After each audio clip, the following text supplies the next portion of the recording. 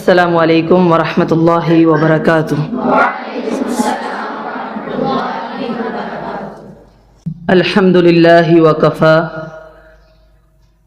وسلام علی عباده الذین اصطفی، اما بعد، اعوذ باللہ السمیع العلیم من الشیطان الرجیم من ہمزہ ونفخہ ونفثہ۔ رب اشرح لی صدری ویسر لی امری واحلل عقدۃ من لسانی یفقہوا قولی واجعل لی وزیرا من اہلی رب زدنی علما۔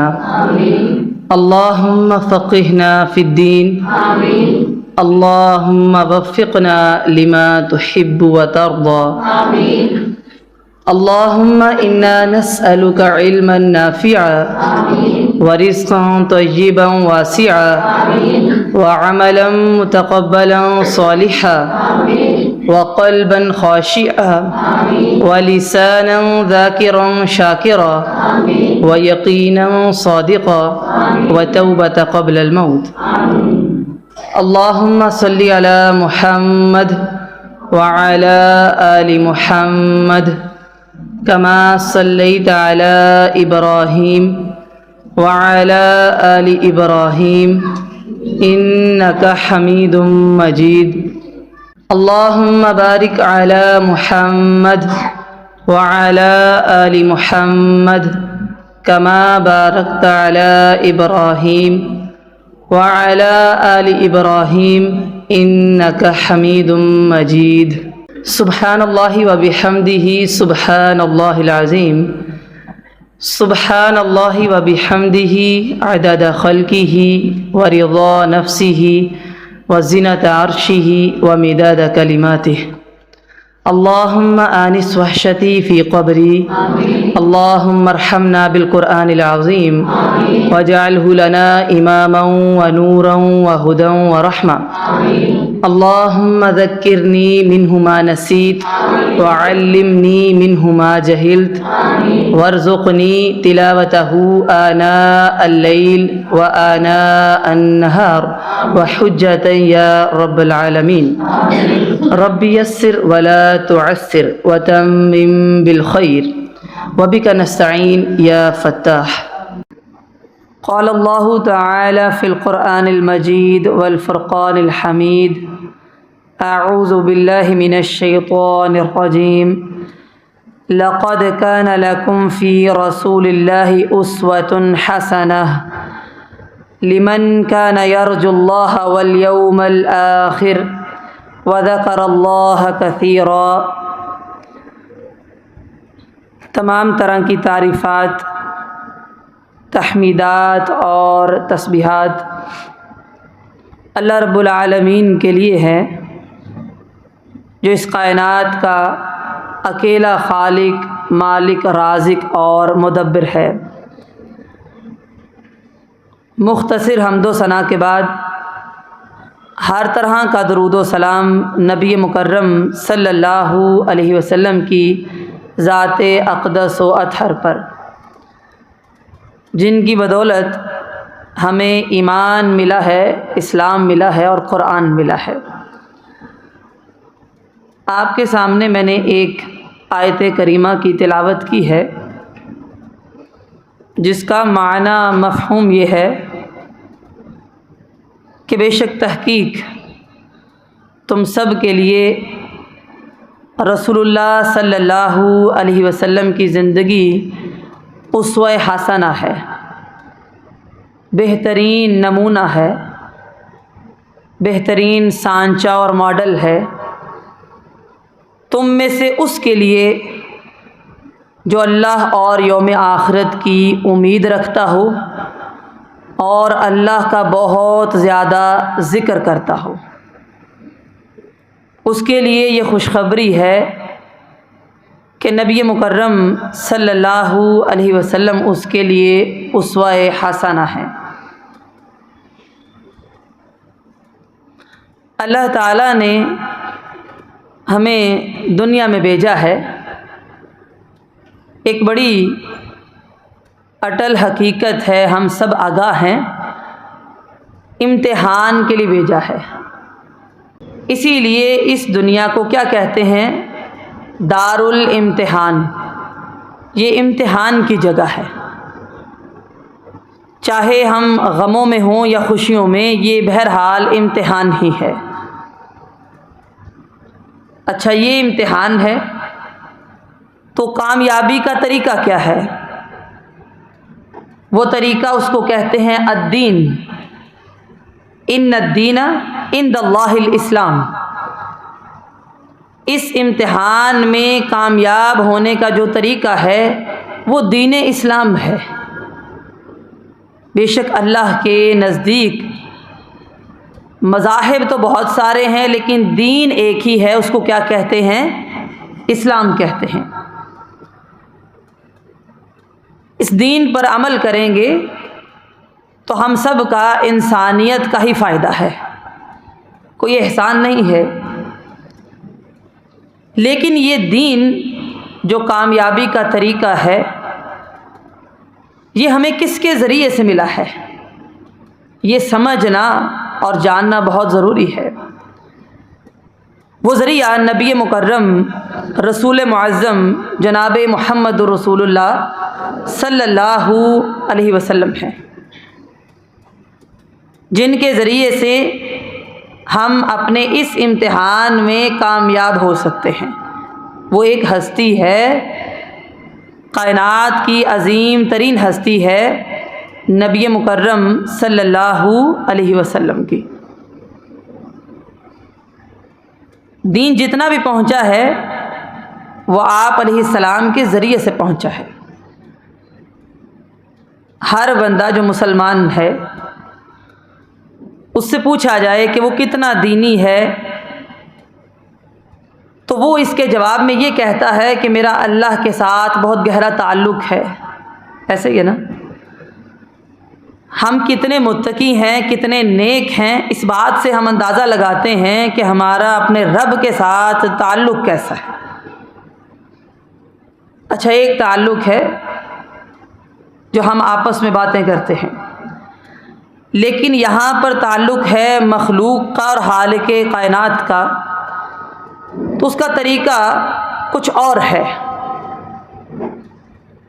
آپ چاہتے ہیں کہ آپ اللہ رب العالمین کو اپنی باتیں سنایا کریں، آپ کا دل کرتا ہے۔ اس کا طریقہ نبی مکرم صلی اللہ علیہ وسلم نے ہمیں بتایا ہے، اس کو کہتے ہیں الصلاۃ، نماز۔ ہم اللہ سے ویسے گفتگو ڈائریکٹ نہیں کر سکتے، نہ دیکھ سکتے ہیں، اللہ ہمیں دیکھ رہا ہے لیکن ہم اللہ کو نہیں دیکھ سکتے، ایسے ہی۔ لیکن ہم چاہتے ہیں کہ اللہ تعالی ہماری بات کو سنے، گفتگو کرنا چاہتے ہیں۔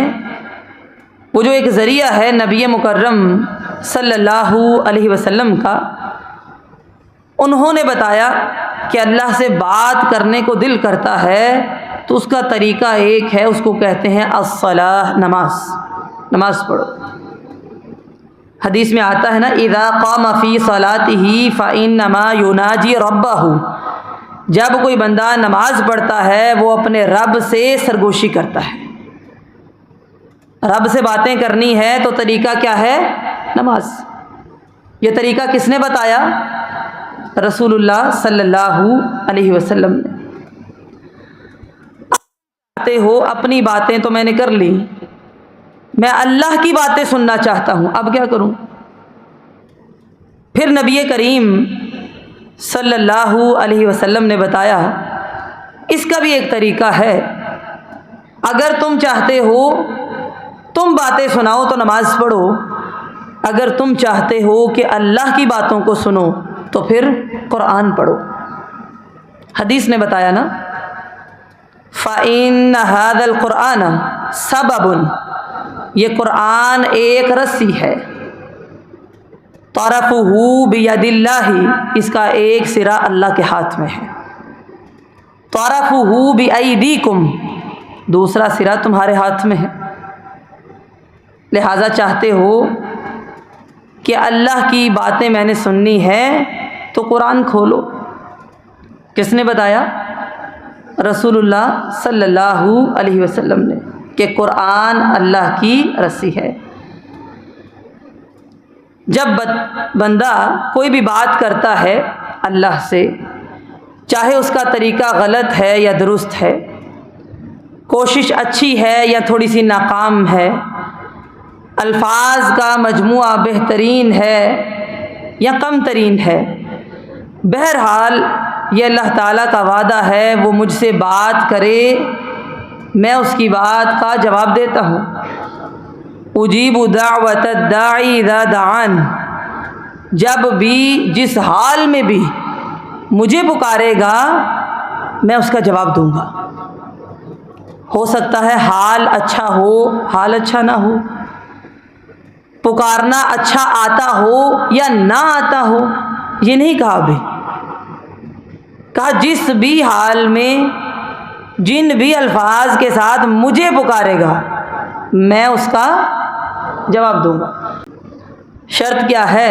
جڑے تو صحیح، آئے تو صحیح، پکارے تو صحیح، میں جواب دوں گا۔ لہذا نماز ایک پکار ہے جس میں ہم اللہ کو پکارتے ہیں۔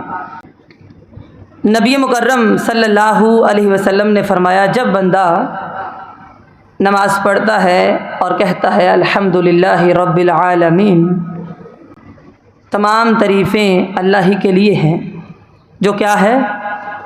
جو کیا ہے؟ رب ہے تمام جہانوں۔ تو اللہ تعالیٰ اپنے فرشتوں سے کہتا ہے حمیدانی عبدی، میرے بندے نے دیکھو میری تعریف کی، یہ میری تعریف کر رہا ہے۔ یہ جو میں نے آگے بات کہی نا کہ جس بھی حال میں جیسا بھی ہم پکارتے ہیں نا، جیسا جیسا کسی کو آتا ہے، اللہ تعالیٰ اس کی پکار کا جواب دیتا ہے۔ یہ اس کی دلیل میں یہ حدیث رکھ رہی ہوں کہ ایک بندہ جیسے بھی کہتا ہے نا الحمدللہ رب العالمین، اس کو بھی پڑھنا صحیح نہیں آتا، وہ جلدی بھی کرتا ہے، مفہوم کو اتنا سمجھتا بھی نہیں ہے، لیکن اللہ فرماتے ہیں حمیدانی عبدی، میرے بندے نے میری تعریف کی۔ اب دیکھیے، تعریف کرنا بھی اللہ نے ہی سکھایا ہے، نماز کی توفیق بھی اس رب کریم نے ہی دی ہے۔ کوئی اللہ کے گھر میں آیا ہے، اللہ تعالیٰ نے اس کو پسند کیا ہے تو وہ آیا ہے، اس نے وضو کیا اللہ کی توفیق سے، اور پھر وہ صرف اتنا کہتا ہے تمام تعریفیں اللہ ہی کے لیے ہیں جو رب ہے تمام جہانوں کا۔ اب دیکھیے، یہ رب ہمارا اتنا کریم ہے کہ سکھاتا بھی خود ہے، اور سکھانے کے بعد لاتا بھی خود ہے، اور پھر کہتا ہے حمیدانی عبدی، میرے بندے نے میری تعریف کی۔ یہ نہیں کہتا کہ میں نے سکھایا، حالانکہ سکھاتا اللہ تعالیٰ خود ہے، لے کر بھی خود ہی آتا ہے، توفیق بھی خود ہی دیتا ہے، لیکن جب تعریف کی باری آتی ہے تو کہتا ہے میرے بندے نے میری تعریف کی۔ یہ اللہ تعالیٰ کا ایک کرم ہے۔ اب اس سے زیادہ جڑنے کا کائنات میں اور کوئی طریقہ نہیں ہے نماز سے زیادہ۔ قرآن ہم پڑھتے ہیں، صرف تلاوت کریں یا پھر سمجھ لیں، بحیثیت ٹیچر ہیں، بحیثیت استاد ہیں، بحیثیت ہم طالبات ہیں، کوئی مفسر ہے یا معلم ہے یا پھر طالب علم ہے، سب کے لیے ایک پیغام ہے۔ اب یہ اللہ کا کرم دیکھیے کہ بس کسی طرح جڑ جاؤ صحیح۔ پیغام کیا ہے؟ کہ قرآن جس کا ایک سرا اللہ کے ہاتھ میں ہے اور دوسرا سرا تمہارے ہاتھ میں ہے، کرنا کیا ہے؟ فتمسکوا، لہٰذا اس کو پکڑ لو مضبوطی کے ساتھ، لن تضلوا، کبھی بھی گمراہ نہیں ہوگے، وَلَن تَهْلِكُوا بَعْدَهُ أَبَدًا، اور کبھی تم ہلاک نہیں ہوگے، جس بھی حال میں ہو، جیسا بھی آتا ہے جڑ جاؤ صحیح۔ اب یہ بات نہیں کی کہ صرف پڑھتے ہو یا سمجھتے بھی ہو، بحیثیت استاد، معلم، متعلم،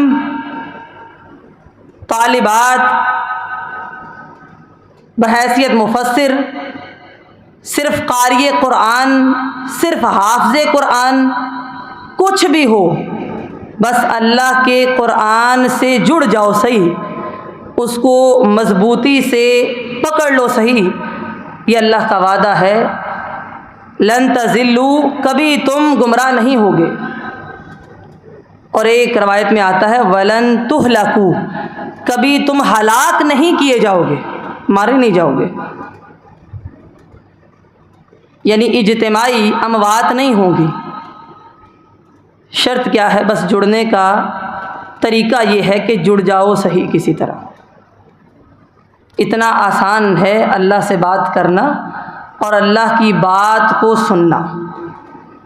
ہاں یہ فرق ہے، جو تعلیم دیتا ہے، سمجھ حاصل کرتا ہے، سمجھاتا ہے، اس کے بارے میں نبی مکرم رسول معظم جناب محمد رسول اللہ صلی اللہ علیہ وسلم نے فرمایا خیرکم من تعلم القرآن وعلمہ، تم میں سے بہترین وہ ہے جو قرآن سیکھے اور قرآن سکھائے۔ ہاں ایک نکتہ ہے کہ قرآن سیکھنے والے کا نام پہلے آیا ہے، کہ سیکھنا اتنا بڑا عمل ہے، قابل قدر ہے، قابل عزت ہے، باعث اجر ہے، سکھانے والا بعد میں ہو گیا، پہلے سیکھنے والا۔ اسی لیے محدثین اور مفسرین ساری زندگی سیکھنے والے بن کر رہتے تھے، سکھاتے بھی تھے، لیکن سیکھنا نہیں چھوڑتے تھے کہ مجھے بہت آ گیا۔ ایک میں نے کہا نماز انسان پڑھتا ہے جس بھی حال میں، جیسے بھی گندا مندہ ہوتا ہے آ جاتا ہے، یہ نہیں کہا کہ وہ صاف ستھرا ہو کر آئے گا، بڑا خوبصورت پڑھے گا تو میں کہوں گا حمیدانی عبدی، نہیں، وہ جس بھی حال میں آ جائے گا اور کہے گا نا کہ تمام تعریفیں اللہ کے لیے ہیں، اللہ اس کو جواب دیں گے۔ نماز کی اتنی اہمیت ہے، قرآن اتنا اہم ہے کہ یہ اللہ کی رسی ہے جو اس نے تھامی ہوئی ہے۔ ذرا آپ امیجن کیجئے، آپ اس کو تھام لیں گے، آپ نے رسی کا دوسرا سرا پکڑ لیا ہے۔ کتنی اہمیت ہے قرآن کی۔ اب میرا ایک سوال ہے آپ سے، یہ اللہ کا قرآن ہے جس کو آپ پڑھتے ہیں، ایک ایک حرف پر 10 نیکیاں ہیں، سیکھنے والا اللہ کے نزدیک بڑا محبوب ہے۔ 2 آیتیں وہ صبح اٹھ کر سیکھ لیتا ہے، اس نے 2 سرخ رنگ کی اونٹنیاں خرید لی ہیں، گاڑیاں خرید لی، اتنا اجر۔ دنیا میں بھی عروج ملتا ہے، قبر میں بھی نور ہے، پل صراط پر بھی نور ہے، اور بالآخر سفارش کر کے قرآن اپنے قاری کو جنت میں لے جاتا ہے۔ کتنی اہمیت ہے۔ ہم میں سے جس کے پاس جتنا جتنا علم ہے، قرآن سے محبت ہے،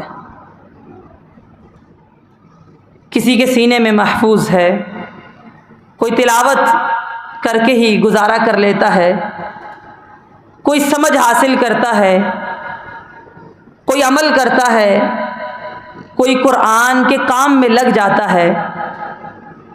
یعنی خلاصہ یہ ہے کہ ہمارے نزدیک مقدس ترین کتاب قرآن ہے۔ ایسے ہی جب ہم پریشان ہوتے ہیں ہم اس کو کھولتے ہیں، جس کو سمجھ ہے سمجھ کے ساتھ کھولتا ہے، جس کو سمجھ نہیں ہے وہ تلاوت پر ہی گزارا کر لیتا ہے۔ لیکن اگر ہمیں کوئی وظیفہ بھی لینا ہے تو کہاں جاتے ہیں؟ قرآن کے پاس۔ یعنی دنیا کے اندر ہم نے اللہ کو دیکھا نہیں ہے، ہم پریشان ہیں، غم میں مبتلا ہیں، سہارا ڈھونڈیں گے اللہ کے قرآن سے، نماز سے۔ میرا سوال یہ ہے، یہ قرآن جو آپ کے پاس ہے یہ اللہ کا قرآن ہے، آپ کو اس کا یقین کیسے ہے؟ آپ کو کیسے معلوم ہے؟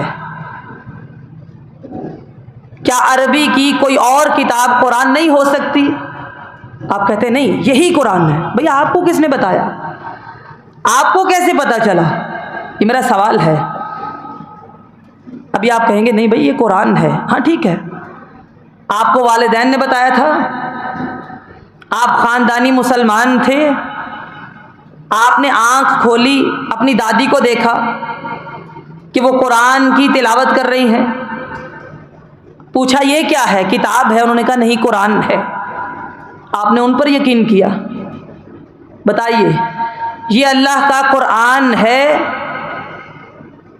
آپ کو اس کا یقین کیسے ہے کہ الحمد کی ال سے لے کر الناس کی سین تک یہ اللہ کی طرف سے نازل ہوا ہے؟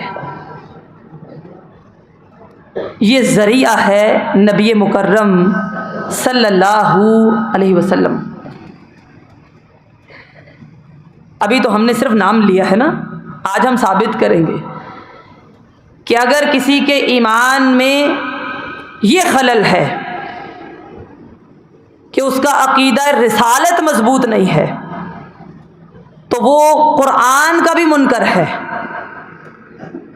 اگر وہ نبی مکرم صلی اللہ علیہ وسلم پر صحیح معنوں میں ایمان نہیں رکھتا۔ یہ ذریعہ ہے رسول اللہ صلی اللہ علیہ وسلم۔ آپ نہ بتاتے کہ یہ قرآن ہے ہمیں پتہ نہ چلتا۔ حدیث پڑھتے ہیں نا، وہ بھی عربی میں ہوتی ہے، انما الاعمال بالنیات، اعمال کا دار و مدار نیتوں پر۔ یہ بھی عربی ہے، لیکن نبی مکرم صلی اللہ علیہ وسلم نے بتایا کہ یہ اللہ کا قرآن نہیں ہے، پیغمبر کی حدیث ہے۔ قرآن کا ایک ایک حرف ہم اس یقین کے ساتھ مانتے ہیں کہ یہ ایک ایک حرف رسول اللہ صلی اللہ علیہ وسلم نے بتایا ہے کہ یہ اللہ کا قرآن ہے، تب ہمیں پتہ چلا، ورنہ ہمیں پتہ نہ چلتا۔ کہاں سے چلنا تھا؟ ہماری دادی ہیں، ان کو کہاں سے پتہ چلا؟ جی انہوں نے اپنی والدہ کو دیکھا ہوگا، ان کو کہاں سے پتہ چلا؟ ایسے ہی ہم دیکھتے آئے، در حقیقت وہ ذریعہ کیا ہے؟ رسول اللہ صلی اللہ علیہ وسلم۔ اکثر لوگ کہتے ہیں نا کہ اللہ کا قرآن ہی بس کافی ہے۔ اب آپ مجھے بتائیے، پیغمبر کا فرمان نہ ہو، حدیث نہ ہو، سیرت اور سنت نہ ہو، تو ہمیں یہ کیسے پتہ چلے کہ یہ قرآن ہے، اور اس قرآن کو سمجھنا کیسے ہے؟ ہماری اصطلاح میں ہجرت سے پہلے جو صورتیں نازل ہوتی ہیں ان کو مکی صورتیں کہتے ہیں، ٹھیک؟ ہجرت کے بعد جو نازل ہوتی ہیں ان کو کیا کہتے ہیں؟ مدنی صورتیں۔ لیکن میں آپ کو بتاؤں، یہ تو اصطلاح ہو گئی۔ قرآن نہ تو کعبہ کے اندر نازل ہوا ہے، نہ روضہ رسول میں نازل ہوا ہے، نہ مکہ اور مدینہ پر نازل ہوا ہے، نہ طائف اور بصرہ پر نازل ہوا ہے۔ قرآن تو نازل ہوا ہے نبی مکرم صلی اللہ علیہ وسلم کے قلب اطہر پر، اعلی قلبک، کسی جگہ پر نازل نہیں ہوا۔ کہاں نازل ہوا ہے؟ آپ صلی اللہ علیہ وسلم کے پاکیزہ دل پر نازل ہوا۔ یہ تو ویسے ایک اصطلاح ہے نا مکی اور مدنی کی، وقت کی مناسبت سے۔ نزول کہاں ہوا ہے؟ آپ کے قلب اطہر پر ہوا ہے۔ ایک چیز ہمارے دل میں آتی ہے، ہم دل میں ہی رکھتے ہیں، وہ باہر نہیں آ سکتے۔ دل کا خیال ہے، ہم اس کو زبان پر لاتے ہیں، جب زبان پر لاتے ہیں پھر کسی کو یاد رہتا ہے۔ نبی مکرم صلی اللہ علیہ وسلم کے قلب اطہر پر قرآن کا نزول ہوا، پھر آپ اپنی زبان مبارک سے کہنے لگے کہ میرے پاس ایک فرشتہ آیا تھا اور اس نے کہا اقرأ، اور میں نے کہا ما انا بقارئ، پھر اس نے دوبارہ کہا اقرأ، ما انا بقارئ، میں نے پھر سے جواب دیا مجھے پڑھنا نہیں آتا۔ پھر سورۃ العلق کی 5 پہلی آیات نازل ہوئی۔ پتہ چلا یہ قرآن ہم تک کس ذریعے کے ساتھ پہنچا ہے؟ رسول اللہ صلی اللہ علیہ وسلم کے ذریعے۔ آپ کے دل پر نازل ہوا، آپ نے اپنی مبارک زبان سے اظہار کیا، یہ بھی وحی ہے، بس اس وحی کو حدیث کہتے ہیں۔ یہ جو کہا نا کہ میرے پاس ایک فرشتہ آیا تھا، یہ بھی وحی الہی ہے۔ اس نے کہا اقرأ، میں نے کہا ما انا بقارئ، یہ بھی وحی ہے، بس وحی میں فرق ہے وحی۔ اللہ کا حکم ہوا تو آپ صلی اللہ علیہ وسلم نے اپنی مبارک زبان سے اس کا اظہار کیا، دل میں نہیں رکھا۔ جیسے جیسے قرآن آتا گیا آپ علیہ السلام اس کا اظہار کرتے گئے، بھئی آج یہ وحی آئی ہے، ہم محتاج ہیں۔ قرآن کو قرآن کیوں مانتے ہیں؟ رسول اللہ کی وجہ سے صلی اللہ علیہ وسلم، نہیں تو ہمارے پاس کوئی یقین نہیں ہے کہ یہ قرآن ہی ہے۔ نبی کریم علیہ السلام نے بتایا، اور یہاں تک بتایا کہ اقرأ سب سے پہلے یہ وحی نازل ہوئی، لیکن آخری پارے کے وسط میں جا کے اس کو رکھو، یہاں تک بتایا۔ ذرا غور طلب بات ہے، سب سے پہلی وحی کیا ہے؟ اقرأ، لیکن اللہ کے حکم سے رسول اللہ صلی اللہ علیہ وسلم نے اس کی ترتیب بھی لگوائی۔ پہلی وحی ہے، لیکن ترتیب میں آخری پارا لو، اس کے وسط میں رکھو، اس کو وہاں رکھا۔ یہ آیت پہلے آنی چاہیے، یہ پہلے آئی۔ یہ جو آپ آیات پڑھتے ہیں نا، میں ان کی بات کر رہی ہوں، یہ آخر میں آنی چاہیے، یہ آخر میں آئی۔ یہ بھی اللہ کا حکم تھا، لیکن یہ قرآن میں نہیں آیا۔ پتہ چلا وحی نازل ہوتی تھی، لیکن یہ وحی حدیث کہلاتی ہے۔ کیا کہلاتی ہے؟ حدیث۔ اس سورت کا یہ نام ہے۔ سورت کا آغاز اس آیت سے ہوتا ہے، اس کی اتنی اور اتنی آیات ہوں گی اور قرآن کی اتنی صورتیں ہوں گی۔ کس نے بتایا؟ نبی مکرم صلی اللہ علیہ وسلم نے۔ کہاں نازل ہوا ہے؟ قلب اطہر پر۔ پھر اس کا اظہار کیا تو ہم تک قرآن پہنچا، حتیٰ کہ نبی مکرم صلی اللہ علیہ وسلم مسکرائے تو اس کو بھی وحی قرار دیا گیا کہ مسکرائے ہیں۔ ہاتھ کو اٹھایا، وہ بھی وحی الہی ہے۔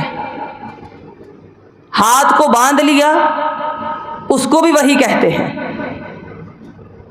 کہیں پر سر کو اٹھایا اور آسمان کو دیکھا، اللہ تعالیٰ نے اس عمل کو قرآن میں محفوظ کر دیا۔ کسی نے عمل کیا، آپ صلی اللہ علیہ وسلم خاموش ہو گئے، اس کو بھی وحی قرار دیا۔ ہاں کہیں یا نہ کہیں، ہاں کہیں یا نہ کہیں، اسلام کی نظر میں رسول اللہ کی ہاں بھی قانون ہے اور نہ بھی قانون ہے۔ بات سمجھانے کی، سمجھ آئی بات کی؟ آپ صلی اللہ علیہ وسلم کا ہاں کہنا بھی شریعت کے لیے قانون کی حیثیت رکھتا ہے اور نہ کہنا بھی قانون کی حیثیت رکھتا ہے۔ آپ نے بتایا یہ قرآن ہے، اس لیے ہم مانتے ہیں یہ قرآن ہے۔ سمجھ آ گئی بات کی؟ بھئی اللہ کی طرف سے نازل ہوا ہے، آپ کو کس نے بتایا؟ قرآن کو ہم نے مانا کس کے ذریعے سے؟ حدیث کے ذریعے سے۔ کس کے ذریعے سے؟ حدیث کے ذریعے۔ آپ صلی اللہ علیہ وسلم پر نازل ہوا، آپ کی زبان سے نکلوایا۔ پہلی صورت ہے،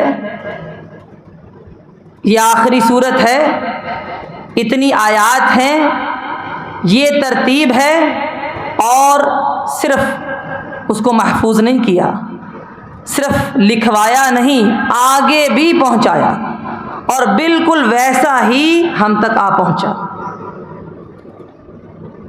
لکھوایا بھی ہے اور محفوظ بھی کروایا ہے۔ نبی مکرم صلی اللہ علیہ وسلم کے زمانے سے لے کر آج تک ہم سمجھتے ہیں کہ قرآن لکھا گیا تو محفوظ ہوا، اس میں کوئی شک نہیں ہے، لیکن اللہ فرماتے ہیں اِنَّا نَحْنُ نَزَّلْنَا الذِّكْرَ وَإِنَّا لَهُ لَحَافِظُونَ، بے شک ہم نے اس قرآن کو، اس ذکر کو نازل کیا ہے، ہم ہی اس کی حفاظت کرنے والے ہیں۔ لکھوا کر بھی اس کی حفاظت کی، اور میں آپ کو بتا دوں اس کو سینے میں محفوظ کروا کر اس کی حفاظت کی۔ شروع سے لے کر آج تک قرآن کا یہ سلسلہ چلتا آ رہا ہے کہ قرآن کی اصل حفاظت سینوں میں محفوظ ہونا ہے، اور حیران کن بات یہ ہے کہ اسی زبر زیر پیش کے ساتھ محفوظ ہونا ہے جیسے وہ نازل ہوا۔ جبرائیل امین آتے تھے رسول اللہ صلی اللہ علیہ وسلم کے پاس، جب وحی نازل ہوتی تو نبی کریم علیہ السلام تیز تیز پڑھتے تاکہ مجھے یاد ہو جائے۔ اللہ تعالیٰ نے حکم نازل کیا فَإِذَا قَرَأْنَاهُ فَاتَّبِعْ قُرْآنَهُ، بھئی آپ کیوں فکر کرتے ہیں؟ آپ تیز تیز نہ پڑھیے، اس قرآن کو ہم نے جیسے نازل کیا ہے ہم پڑھا رہے ہیں، ہم آپ سے بھی پڑھا لیں گے، اور ہمارا وعدہ ہے ثُمَّ إِنَّ عَلَيْنَا بَيَانَهُ، آپ کے سینے میں محفوظ کرنا اور آگے بیان کروانا یہ ہمارا ذمہ ہے، آپ فکر نہ کیجیے، آپ کو یاد بھی رہے گا اور آپ اس کو بیان بھی کریں گے، آگے بھی پہنچائیں گے۔ لہذا اللہ تعالیٰ نے قرآن کی حفاظت کی، اور اسی لیے علماء کہتے ہیں کہ اللہ تعالیٰ نے یہ جو قرآن کی حفاظت کی ہے اور حفاظت کروائی ہے، یہ حفاظ سے کروائی ہے، جو قرآن کے حافظ ہوتے ہیں، پکے حافظ، جن کو ایک ایک آیت یاد ہوتی ہے، اللہ تعالیٰ نے ان کا بڑا شرف رکھا ہے۔ اس لیے کہا نا پڑھتا جا اور چڑھتا جا، جتنی آیات تجھے آتی ہیں اتنا تو پڑھتا جا اور جنت کے درجات پر چڑھتا جا۔ لہٰذا یہ خوشخبری ہے ایک حافظ قرآن کے لیے۔ میں نے کہا یہ قرآن ہے، ہمیں کیسے معلوم ہوا؟ رسول اللہ صلی اللہ علیہ وسلم کے دل پر نازل ہوا، آپ نے اظہار کیا، پڑھ کر سنایا، لکھوایا، یاد کروایا اور آگے پہنچایا، ایسے حفاظت کے ساتھ ہم تک پہنچا۔ اگر یہ ذریعہ نہ ہوتا تو ہمیں یہ معلوم نہ ہوتا کہ یہ اللہ کا قرآن ہے۔ یہ میں آپ کو بتاؤں، آج جو ہمیں یقین ہے نا وہ نبی مکرم صلی اللہ علیہ وسلم کی بدولت ہے۔ یعنی جس کو آپ کہیں یہ قرآن ہے وہ قرآن ہے، جس کو آپ نہ کہیں وہ قرآن نہیں ہے، ایسے ہی جس کو آپ کہیں یہ اسلام ہے وہ اسلام ہے، جس کو آپ نہ کہیں وہ اسلام نہیں ہے۔ سمجھ آ رہی میری بات کی کہ نہیں؟ یا آپ نے اپنے دلوں پر لکھ لینا ہے، پیغمبر جس کو دین کہیں وہ دین ہوتا ہے، میرے اور آپ کے کہنے سے کچھ نہیں ہوتا کہ معاشرہ کیا کہتا ہے، لوگ کیا کرتے ہیں، خاندان یہ کرتا آیا ہے، شروع سے چل رہا ہے۔ جس کو پیغمبر کہیں یہ دین ہے وہ دین حق ہے، باقی دین نہیں ہو سکتا، اور کچھ بھی ہو سکتا ہے، دین نہیں ہو سکتا۔ یہ ہمارا عقیدہ ہے، عقیدہ ہے عقیدہ ہمارا، یہ ہمارا ایمان ہے۔ دین کا معیار آپ پر ہے کہ یہ دین ہے اور یہ دین نہیں ہے۔ اسی لیے اللہ تعالیٰ نے قرآن مجید میں فرمایا لَقَدْ مَنَّ اللَّهُ عَلَى الْمُؤْمِنِينَ إِذْ بَعَثَ فِيهِمْ رَسُولًا مِّنْ أَنفُسِهِمْ۔ سن لو، تحقیق اللہ کا بہت بڑا احسان ہے مومنوں پر کہ بے شک ہم نے انہی میں سے، انہی کے اندر اپنا پیغمبر بھیجا ہے۔ وہ پیغمبر جو کیا کرتے ہیں، یتلو علیہم آیاتہ، اللہ کا قرآن ہے اس کی تلاوت کر کے وہ بتاتے ہیں کہ یہ قرآن ہے، اس کی تلاوت کرتے ہیں، میں جو کہوں وہ بھی وحی ہے، وہ بھی حدیث ہے، لیکن غیر متلو ہے، اس کی تلاوت نہیں ہوتی۔ پہلے میں نے کہا ذرا غور کیجئے گا کہ اگر یہ قرآن ہے، ہم نے قرآن اس کو کیوں مانا؟ کیونکہ پیغمبر نے کہا۔ اس کی صورتیں کتنی ہیں؟ 114، 115 نہیں ہے، 113 نہیں ہے۔ پیغمبر نے کہا، اتنی ہی بتائی لکھوائی، ہم نے مانا کہ 114 ہی ہیں، اس سے کم یا زائد نہیں۔ بالکل ایسے ہی ہم قرآن کی جو تلاوت کرتے ہیں نا، ایک ایک حرف پر 10 نیکیاں ہیں۔ ہم قرآن کی تلاوت کرتے ہیں، حدیث کی کیوں نہیں کرتے؟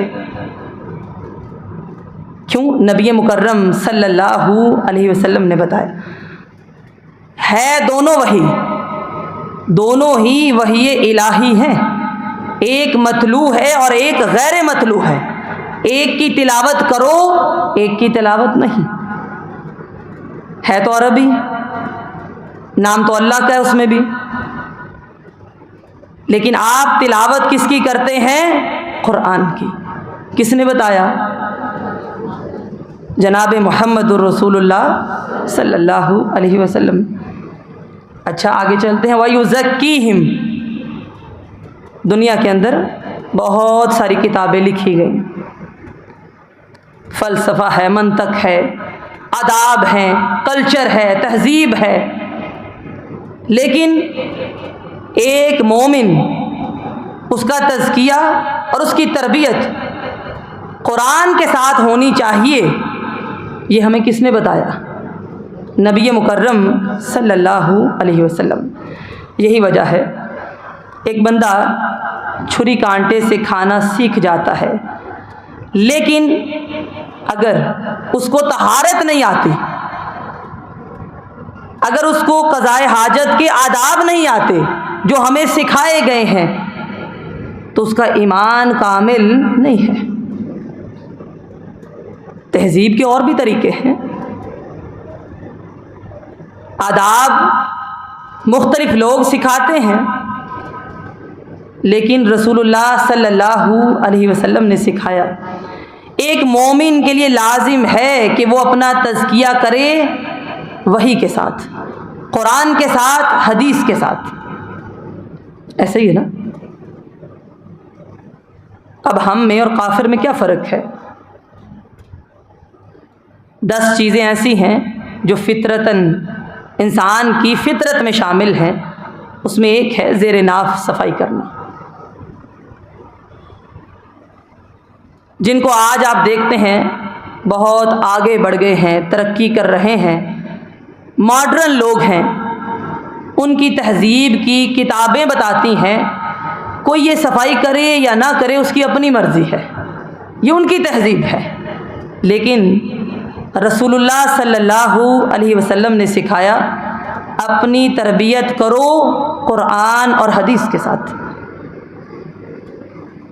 ایک بندہ تربیت یافتہ اس وقت کہلائے گا جب وہ قرآن سے تزکیہ کرے گا اپنا، تب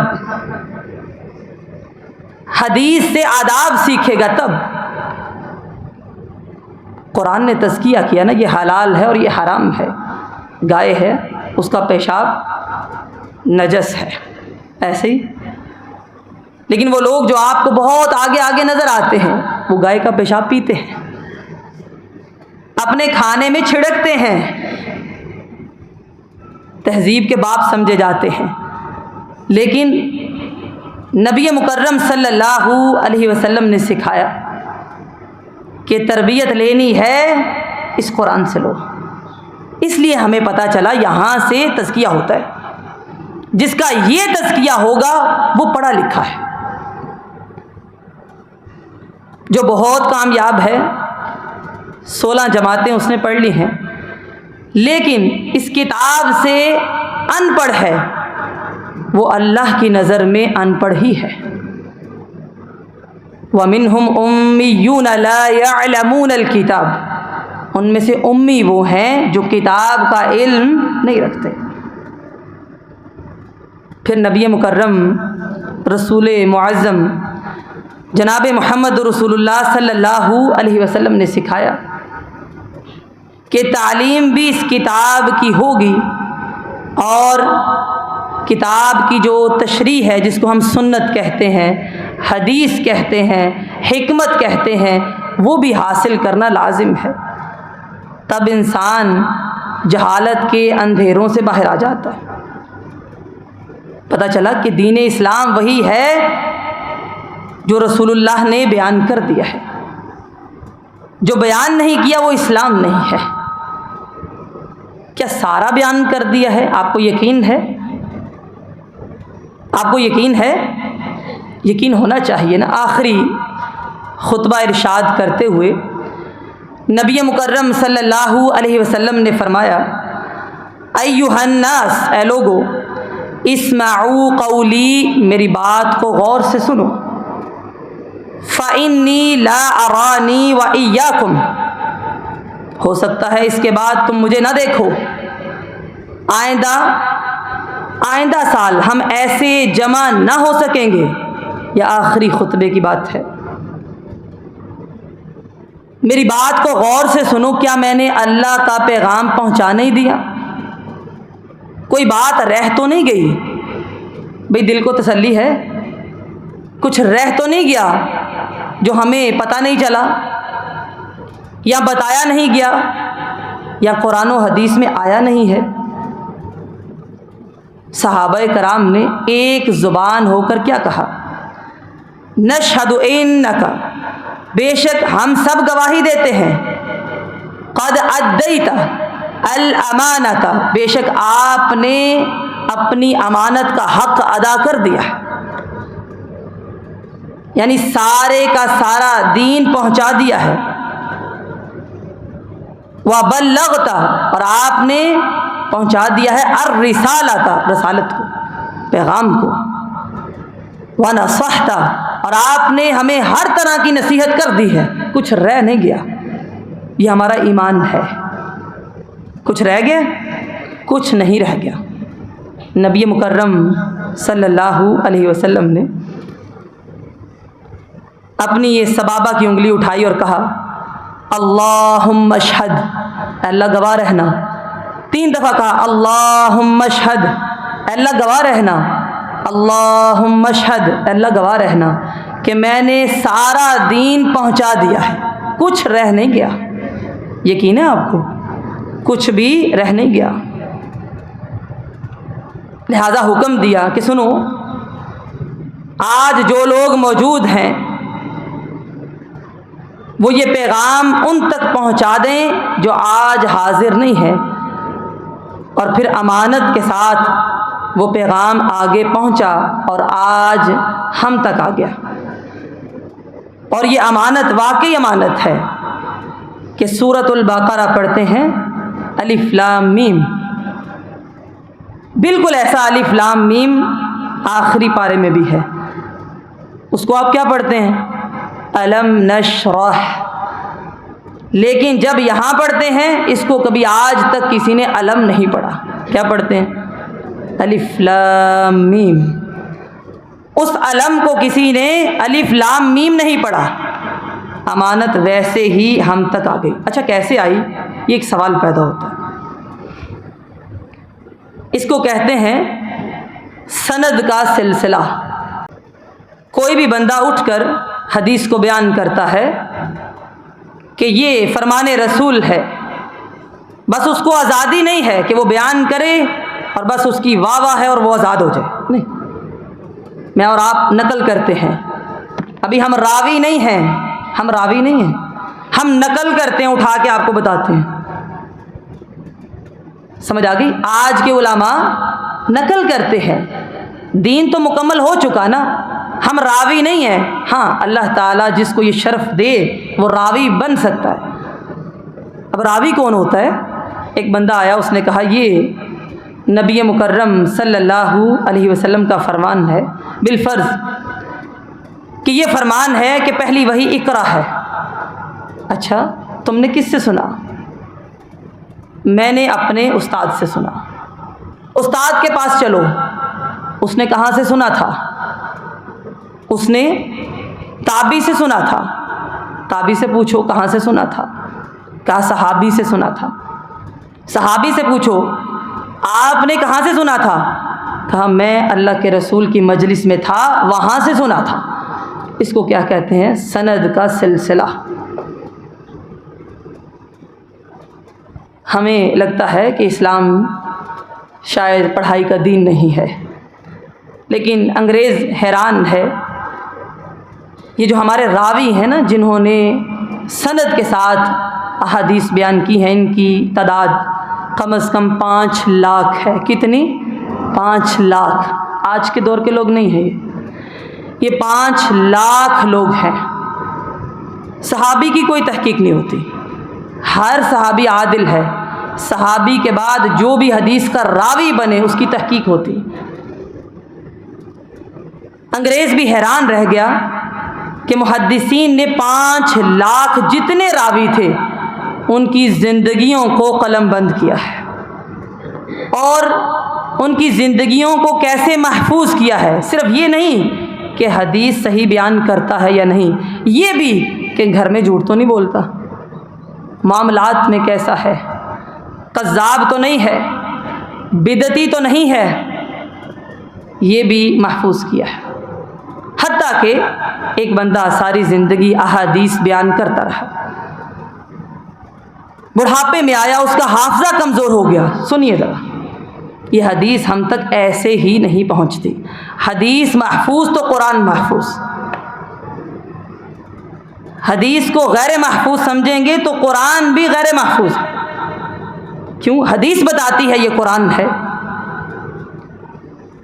صحیح احادیث ہمارے نزدیک وہ قرآن کے برابر کا درجہ رکھتی ہے، حجت ہے، کوئی فرق نہیں ہے۔ یہ انشاءاللہ میں آگے آپ کو سمجھا دوں گی۔ ایک بندہ جوانی میں احادیث بیان کرتا رہا سند کے ساتھ۔ میں اور آپ جو بیان کر رہے ہیں نا ابھی، اس کو سند کے ساتھ نہیں کہتے، یہ ہم نقل کر رہے ہیں آپ کے سامنے۔ بس آج کے دور میں ایک بہترین عالم وہ ہے جو نقل صحیح کرتا ہے، بس صحیح روایات، صحیح اختلاف اور صحیح بات آپ کے سامنے لاتا ہے، بس باقی نقل ہی ہے۔ اب کچھ نیا نہیں آ سکتا، سب مکمل ہو چکا۔ ایک بندہ اپنی جوانی میں سند کے ساتھ احادیث روایت کرتا رہا، توجہ ادھر رکھیے۔ بڑھاپے میں آ کر اس کا حافظہ کمزور ہو گیا، اس کی زندگی کے احوال میں لکھا گیا کہ بڑھاپے میں ہم اس سے احادیث نہیں لیں گے، اس لیے کہ اب اس کا حافظہ کمزور ہے، یہ بھی لکھا گیا۔ نہ بدعتی ہے نہ قذاب ہے، اس کے باوجود کہا یہ بندہ مجہول ہے حال کے اعتبار سے، یہ بھی لکھ دیا کہ جب یہ بوڑھا ہو گیا اس نے کوئی حدیث بیان کی، ہم نے وہ حدیث اب نہیں لی۔ سمجھ آگئی بات کی؟ 5 لاکھ ایک تعداد ہوتی ہے، ہر بندے کی زندگی محفوظ ہے۔ یہ ایک علم ہے، اس کو کہتے ہیں اسماء الرجال کا علم، یہ پورا ایک علم ہے۔ اگر یہ بندہ بدعتی ہے، جھوٹ بولتا ہے، حافظہ کمزور ہے، یہ حدیث ضعیف ہے، موضوع ہے۔ سمجھ آگئی بات کی؟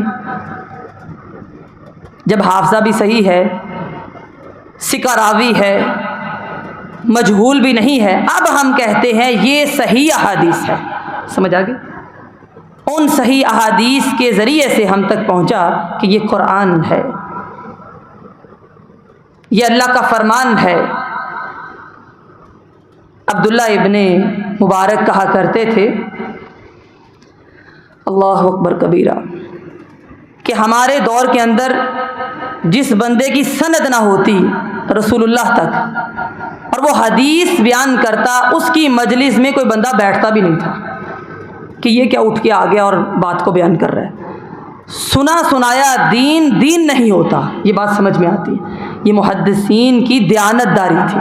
آج ہم اٹھتے ہیں، اچھا یہ بھی حدیث ہوگی، یہ بھی اللہ نے فرمایا ہوگا، نبی کریم نے ایسا کیا ہوگا۔ جس بندے کے پاس رسول اللہ تک سند نہ ہوتی، اس کی مجلس میں کوئی بیٹھتا ہی نہ تھا۔ آج ایک واحد دین ہے کہ ہم کہتے ہیں جہاں سے ملے وہاں سے لے لو، جو اچھا لگتا ہے لے لو، کوئی بھی بیان کرتا ہے اچھی بات اٹھا لو۔ اچھی بات اور دین اسلام میں فرق ہے، ہر اچھی بات دین نہیں ہوتی۔ بات اچھی ہے لیکن دین میں اضافہ ہے، اس کو ہم اپنی اصطلاح میں، محدثین کی اصطلاح میں بدعت کہتے ہیں۔ کیا کہتے ہیں؟ بدعت۔ لہٰذا دین اسلام میں کوئی اپنی مرضی نہیں کر سکتا، اس پہ پختہ ہونا بہت ضروری ہے۔ آج اگر کوئی کرتا ہے تو اس کے پاس دلیل نہیں ہے، اور اس کو سمجھانے والے اس کے مد مقابل علماء موجود ہیں جو دلائل اس کے سامنے رکھتے ہیں۔ اللہ تعالیٰ ان دلائل کی سمجھ عطا فرمائے، یہ برہان عطا فرمائے کہ ہم یہ سمجھ جائیں کہ میری اور آپ کی مرضی دین نہیں ہوتی، میرا اور آپ کا دل کرتا ہے، مجھے اور آپ کو اچھا لگتا ہے، اس کو دین اسلام نہیں کہہ سکتے۔ دین کیا ہے؟ جو اللہ فرمائے اور جو رسول اللہ فرمائے صلی اللہ علیہ وسلم۔ آج جس نے بھی اللہ کے قرآن سے جڑنا ہے وہ محتاج ہے نبی مکرم صلی اللہ علیہ وسلم کا۔ یہ جس کو ہم حدیث کہتے ہیں نا، اصطلاحات میں اس کی ایک تعریف ہے جو محدثین نے بیان کی ہے، وہ کیا ہے؟ ما روی عن النبی صلی اللہ علیہ وسلم من قول او فعل او تقریر۔ نبی کریم علیہ السلام کی بات، آپ کا کام، کسی نے کام کیا یا بات کہی اور آپ خاموش رہے، اس کو تقریر کہتے ہیں۔ بات، قول، فعل اور تقریر، اور سنیے، او وصف خلقی، اور کوئی بھی وصف جو اللہ نے آپ کا پیدا کیا ہے، آپ کے ہاتھ بھی، آپ کی مسکراہٹ بھی، یہ بھی حدیث ہے۔ یہ بھی کیا ہے؟ حدیث ہے۔ او خلقی، اور آپ کا اخلاق بھی، یہ بھی حدیث ہے۔ صرف اللہ کے نبی نے فرما دیا یہ حدیث نہیں ہے۔ قول، فعل، تقریر، وصف، بات، کام، خاموش رہنا، اور اللہ نے جیسا آپ کو تخلیق کیا ہے، جیسا بنایا ہے، جیسی تخلیق کی ہے، وہ بھی حدیث ہے۔ کیا ہے کہ آپ مسکراتے ہیں، اس کو ہم حدیث کہتے ہیں۔ اب دیکھیے نا، یہ اللہ کا بنایا ہوا چہرہ ہے، ہم مسکراتے ہیں، لیکن آپ کا مسکرانا کیا ہے؟ حدیث رسول ہے۔ اور وہ ہم تک کیسے پہنچا یہ بھی سنیے۔ ایک حدیث بیان کرتے ہوئے نبی مکرم صلی اللہ علیہ وسلم مسکرائے۔ جب صحابی نے وہ حدیث بیان کی تو صحابی بھی مسکرائے، اور ساتھ میں کہا یہاں رسول اللہ مسکرائے تھے۔ جب تابعی نے بیان کی، حدیث بیان کی، وہ بھی مسکرائے اور کہا یہاں رسول اللہ مسکرائے تھے، صحابہ کرام مسکرائے تھے، میں بھی مسکرا رہا ہوں۔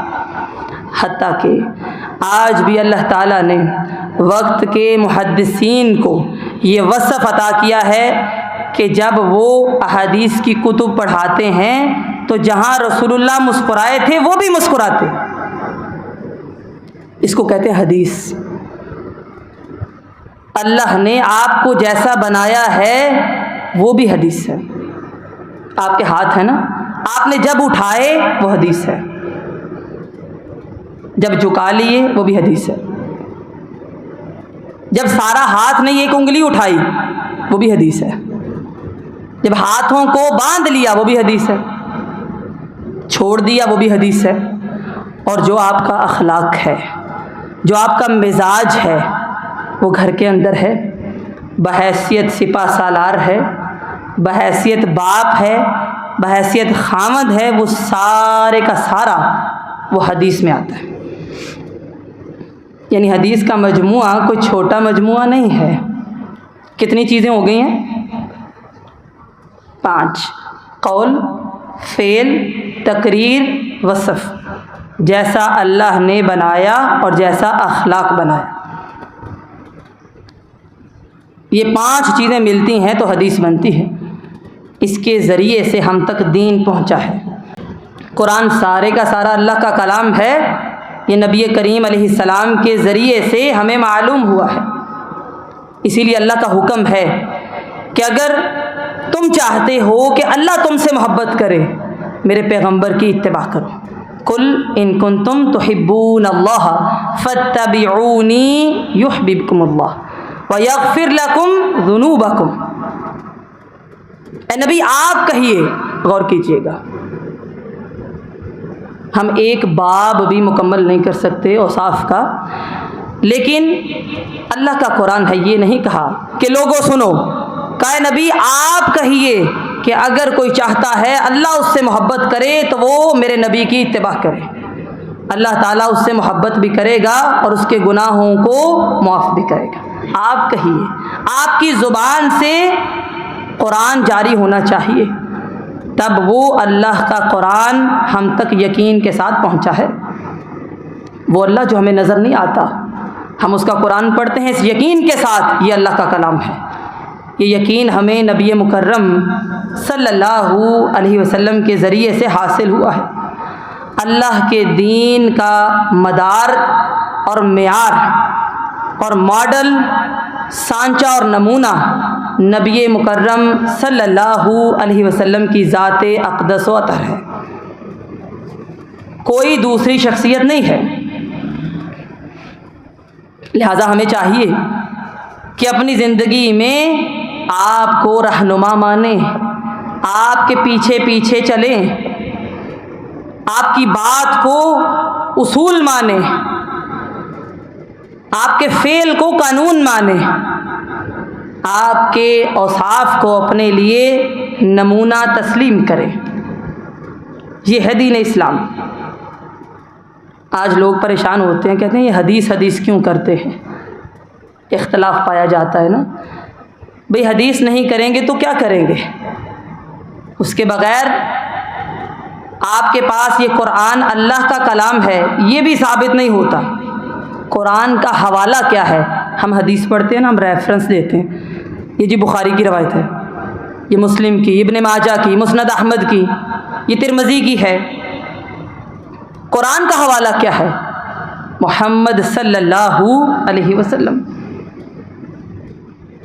کوئی چیز آپ حلال کرتے ہیں یا حرام کرتے ہیں، اس کا حوالہ کیا ہے؟ نبی مکرم رسول معظم جناب محمد رسول اللہ صلی اللہ علیہ وسلم۔ حدیث میں آتا ہے قیامت کے نزدیک ایک شخص ہوگا، اس کا پیٹ باہر ہوگا، تکیہ لگائے بیٹھا ہوا ہوگا اور کہے گا اللہ کا قرآن ہی ہے بس. قرآن اگر کہے یہ حلال ہے تو حلال مانو، قرآن اگر کہے یہ حرام ہے تو حرام مانو. نبی کریم علیہ السلام نے فرمایا میری امت کے کذاب لوگ ہوں گے اور وہ ان کذابوں میں سے ایک کذاب ہوگا. اللہ کا قرآن کہتا ہے قل اطیعوا اللہ و اطیعوا الرسول، اللہ کی اطاعت کرو اور رسول اللہ کی اطاعت کرو. حضرت عبداللہ ابن مسعود کے بارے میں آتا ہے مسند احمد کے اندر، یہ موقوفاً روایت ہے، مرفوعاً نہیں. ایک خاتون آئی اور اس نے کہا کہ آپ کہتے ہیں یہ جو خواتین جوڑا کرتی ہیں اونچا اونٹ کی کوہان کی طرح کہ یہ حرام ہے، بتائیے اللہ نے کہاں منع کیا ہے؟ اکثر لوگ کہتے ہیں نا قرآن میں کہاں آیا ہے. کہنے لگی آپ کہتے ہیں کہ جو چہرے کے بال اکھاڑے یا اکھڑوائے اس پر اللہ کی لعنت ہے، قرآن میں آیا ہے؟ کیا اللہ نے کہا ہے؟ میں نے سارا قرآن پڑھ کر دیکھ لیا، کہیں بھی مجھے یہ مضمون نہیں ملا. بالوں کا تو ذکر ہی نہیں ہے.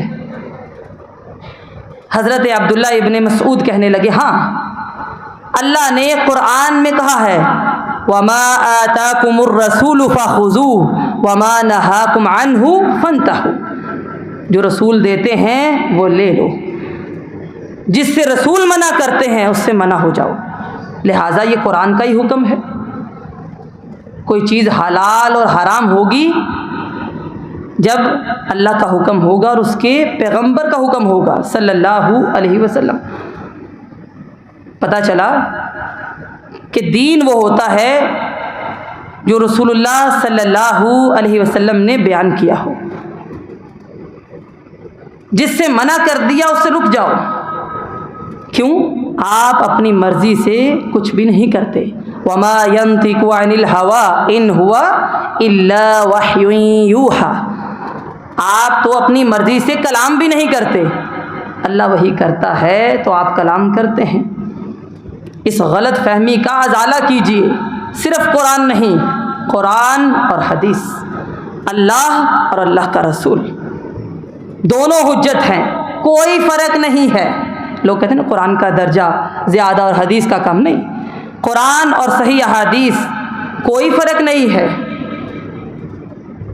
کوئی فرق نہیں ہے. اچھا آپ مجھے بتائیے قرآن کی مجموعی طور پر کتنی آیات ہیں؟ 6000. یہ ایک نصاب میں لکھا جاتا ہے. بہرحال تحقیقی روایات سے پتہ چلتا ہے 6234 یا پھر 235. اب آپ بولیں گے یہ اختلاف کیوں ہے؟ سنیے وہ بھی بتاتی ہوں. پیغمبر کی زندگی کا ایک ایک لمحہ محفوظ ہے.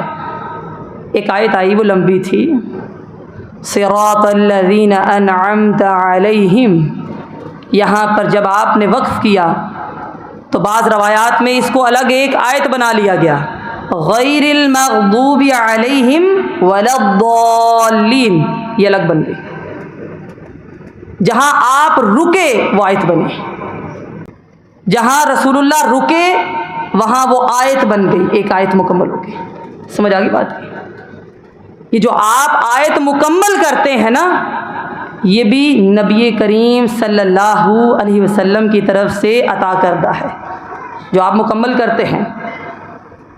جہاں ملا کر پڑھ دیا وہاں پر آیت مکمل نہیں ہوئی. 6234 یا پھر 235.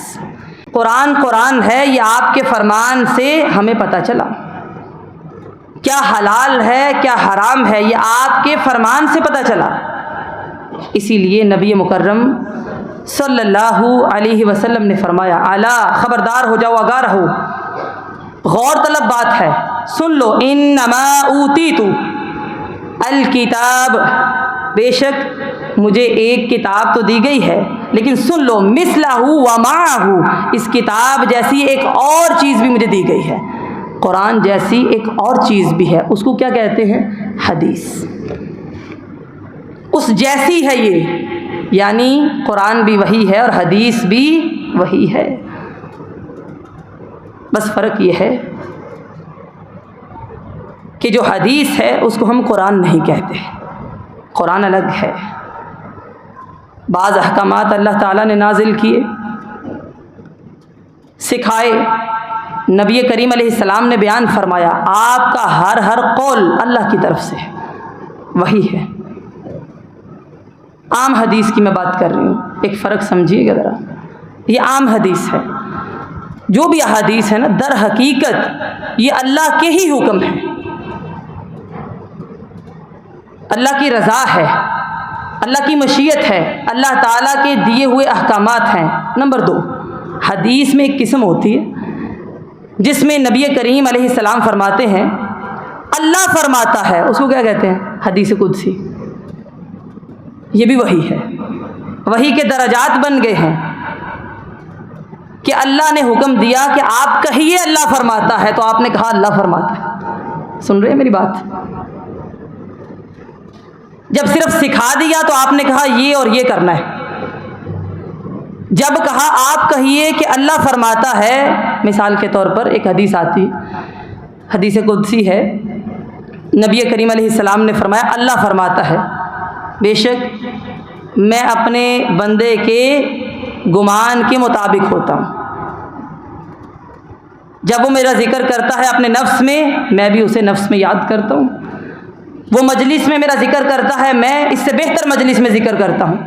حدیث قدسی میں یہ بتا رہی ہوں، اللہ تعالیٰ نے جتنا کچھ سکھایا آپ نے ہمیں سکھایا، یہ بھی وحی۔ جب اللہ نے کہا کہو اللہ فرماتا ہے، آپ نے کہا اللہ فرماتا ہے، یہ بھی وحی۔ پھر جب اللہ نے کہا یہ وحی الہی ہے، یہ قرآن ہے، آپ نے کہا یہ قرآن ہے۔ قرآن میں بھی جب اللہ نے کہا قل آپ کہیے، اور پھر قرآن کو پڑھیے، پھر آپ نے کہا قل، پڑھ کے سنایا۔ سمجھ آگی بات کی کہ نہیں؟ یہ ساری ہی وحی الہی ہے، اللہ کا اپنے پیغمبر سے تعلق ہے۔ اچھا ایک مثال دے رہی ہوں، اسلام امن پسند دین ہے۔ اسلام ہمیں یہ حکم دیتا ہے اگر حالت جنگ بھی ہو تو پھلدار جو درخت ہوتے ہیں نا ان کو کاٹنا نہیں ہے، یہ اسلام کا درس ہے۔ لیکن یہودیوں کے ساتھ مقابلہ ہوا، ان کے جو قلعے تھے وہ گھنے درختوں کے اندر تھے، مسلمانوں نے گھیر لیا۔ لیکن کیا وجہ ہے کہ اب مقابلہ کچھ صحیح نہیں ہو رہا، کہ درمیان میں درخت بہت سارے ہیں۔ نبی کریم صلی اللہ علیہ وسلم آئے اور کہا کہ یہ درخت کاٹ دو، یہ چھوڑ دو، ایک ایک درخت کے بارے میں بتایا۔ اب یہ سارا کچھ وہی ہے جو حدیث کے ذریعے ہمیں پتہ چلا، قرآن میں نہیں آیا یہ۔ اتنے میں آپ علیہ السلام نے کھجور کے کچھ درخت تھے اور کہا یہ بھی کاٹ دو۔ صحابہ کرام نے کاٹ تو دیے، لیکن ذہن میں صرف یہ بات آئی، بس بات، کہ اسلام کہتا ہے کہ جو درخت پھل دیتا ہے اس کو جنگ میں بھی نہیں کاٹنا، تو آپ نے یہ کٹوا دیا۔ اللہ تعالیٰ نے قرآن میں حکم نازل کیا، سنو، ما قطعتم من لینۃ، سن لو ذرا، یہ جو تم کاٹ رہے ہو نا، اور جو تم تنوں کے اوپر چھوڑ رہے ہو، یہ سب کچھ فبإذن اللہ ہے، اللہ کے اذن سے ہے۔ اللہ نے وحی کی، آپ کہیے یہ والا کاٹ دو، یہ چھوڑ دو۔ اب یہ جو وحی تھی یہ قرآن میں نہیں ہے، اس کو ہم کیا کہتے ہیں؟ اس کو کیا کہتے ہیں جی؟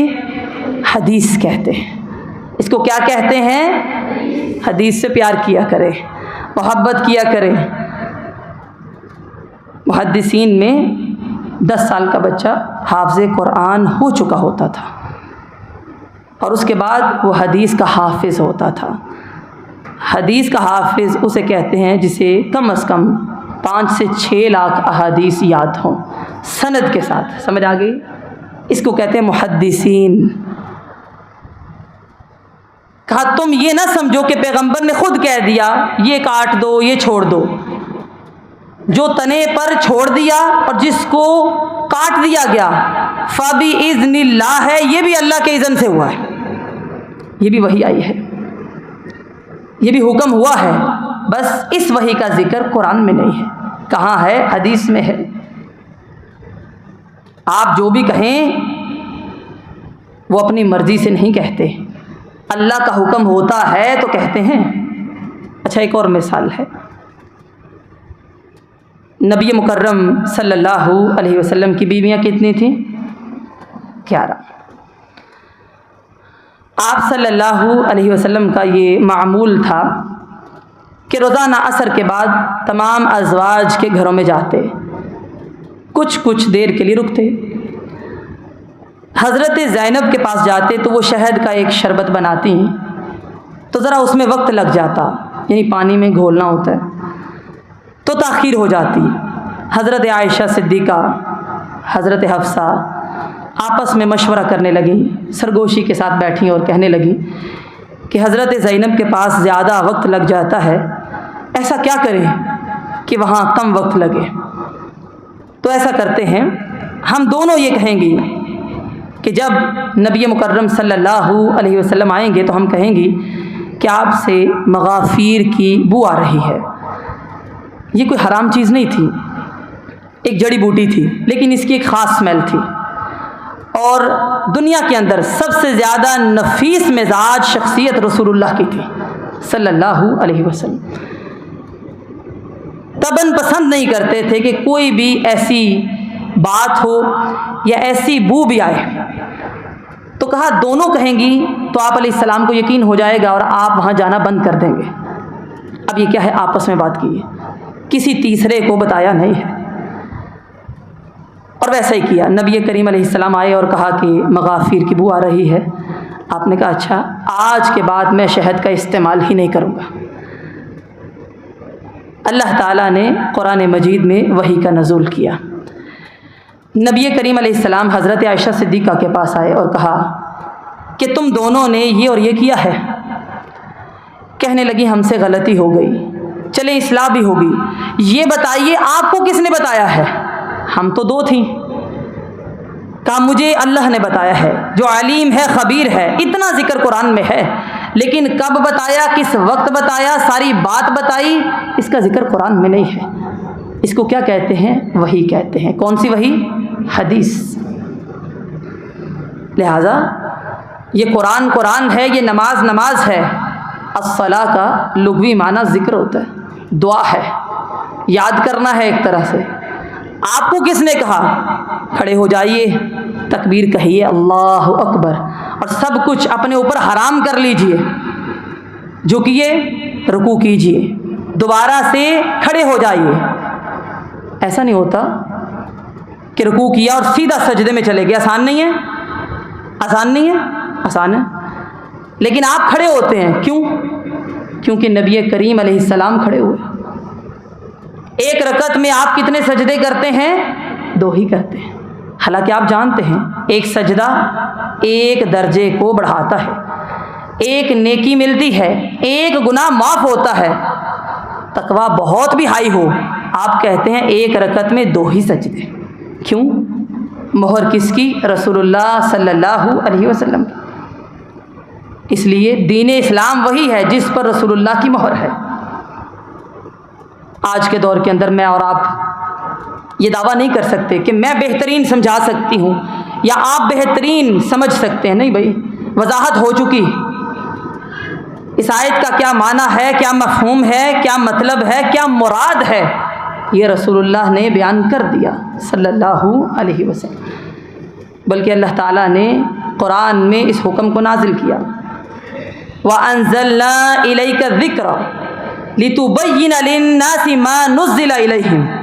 ہم نے یہ ذکر اتارا ہے تاکہ آپ کھول کر بیان کر دیں، آپ وضاحت کریں، آپ معنی بتائیں، آپ مراد بتائیں۔ بعد میں آنے والا کوئی بھی اٹھ کر یہ نہیں کہہ سکتا کہ یہ بڑی اچھی چیز لگ رہی، چلو یہ کر لیتے ہیں، ایسا نہیں ہو سکتا۔ دین مکمل ہو چکا۔ اب قرآن کی کسی ایک آیت کا آپ نے معنی جاننا ہے، ایک کلمے کا مفہوم جاننا ہے، آپ محتاج ہیں کس کے؟ رسول اللہ صلی اللہ علیہ وسلم کے۔ اور میں آپ کو بتاؤں، ایک آیت، ایک کلمہ ایسا نہیں ہے جس کا معنی، مراد یا مفہوم واضح نہ ہو، سوال ہی پیدا نہیں ہوتا، ہو ہی نہیں سکتا۔ ہاں بعض آیات ہیں ان کو کہتے ہیں متشابہات، جیسے حروف مقطعات ہیں طہ، یاسین۔ ہمارے لیے حکم کیا ہے؟ نبی کریم علیہ السلام نے جو حکم دیا وہی حکم ہے، کہو اس کا معنی ہے لیکن اللہ جانتا ہے مراد کیا ہو سکتا ہے، تم کہنے کی کوشش نہ کرنا، تم بس اتنا کہو آمنا بہ، ہم اس پر ایمان لائے، بس اتنا کہو، علم سارا اللہ کے پاس ہے۔ اور جب کچھ واضح کر دیا، سمجھا دیا ہمارا ایمان ہے، اب اس سے بہترین کوئی سمجھا نہیں سکتا۔ ہم نقل کر سکتے ہیں، ہم تو بڑے گناہ گار ہیں، خطا کار اور سیاہ کار ہیں، ہم کوئی کامل نہیں ہیں، ہم نیک نہیں ہیں، میں اکثر کہتی ہوں ہم نیک نہیں ہیں، لوگوں کے سامنے اللہ نے ہمیں نیک بنا دیا ہوا ہے، ہم نیک کوئی نہیں ہے۔ ہم تو یہ دعا کرتے ہیں کہ لوگوں کے گمان سے زیادہ اللہ تعالی ہمیں نیک بنا دے، ہم نیک نہیں ہیں، ہم تو اٹھا کے نقل کر کے آپ کو بتاتے ہیں، اور اللہ کی توفیق سے بس کوشش یہ ہوتی ہے صحیح بتانا، بس معنی کیا ہے، مراد کیا ہے، مفہوم کیا ہے، سب وضاحت ہو چکی۔ امام مالک کہا کرتے تھے جو بندہ دین کے اندر بدعات کرتا ہے، یعنی کوئی بھی نیا کام لے کر آتا ہے، نئی چیز کا اضافہ کرتا ہے، اس کے جواب دو طرح سے ہیں۔ نمبر ایک، وہ یہ کہنا چاہتا ہے کہ شاید آپ کو اس نیکی کا پتہ ہی نہیں تھا۔ میری بات کو ذرا غور سے سنیے گا۔ بدعات ہم کہتے ہیں نا، بدعت گمراہی ہے، گمراہی آگ میں لے کر جاتی ہے، بعض لوگوں کو چڑ ہو جاتی ہے، کیا بھائی بدعت بدعت۔ جو بندہ بھی دین اسلام میں کسی بھی نئے کام کا اضافہ کرتا ہے، اس کے دو ہی نظریات ہو سکتے ہیں۔ ایک کہ شاید رسول اللہ صلی اللہ علیہ وسلم کو یہ بات معلوم ہی نہیں تھی کہ یہ بھی نیکی کا کام ہو سکتا ہے، ایسا ہی ہے نا، تبھی تو کر رہے ہیں۔ کیا خیال ہے؟ وہ جو صحیح بخاری کی ایک روایت آتی ہے، وقت کم ہے، مختصر بیان کر دیتی ہوں، آپ کو معلوم ہی ہوگی کہ 3 صحابی آئے تھے اور کہا تھا اماں جی عائشہ سے کہ آپ ہمیں بتائیے کہ آپ علیہ السلام دن بھر رات بھر کیا کرتے ہیں۔ انہوں نے بتایا کہ روزہ بھی رکھتے ہیں، چھوڑتے بھی ہیں، رات کو قیام بھی کرتے ہیں، شادیاں بھی کی ہیں۔ انہوں نے کہا ہم تو بڑے گناہ گار ہیں، ہمیں تو زیادہ نیکی کرنی چاہیے۔ آج کے بعد ایک نے کہا کہ میں نے تو روزہ چھوڑنا ہی نہیں، ایک نے کہا تہجد میں نے چھوڑنی ہی نہیں فرض کے درجے پر، ایک کہنے لگا اچھا آج کے بعد میں نے تو نکاح نہیں کرنا۔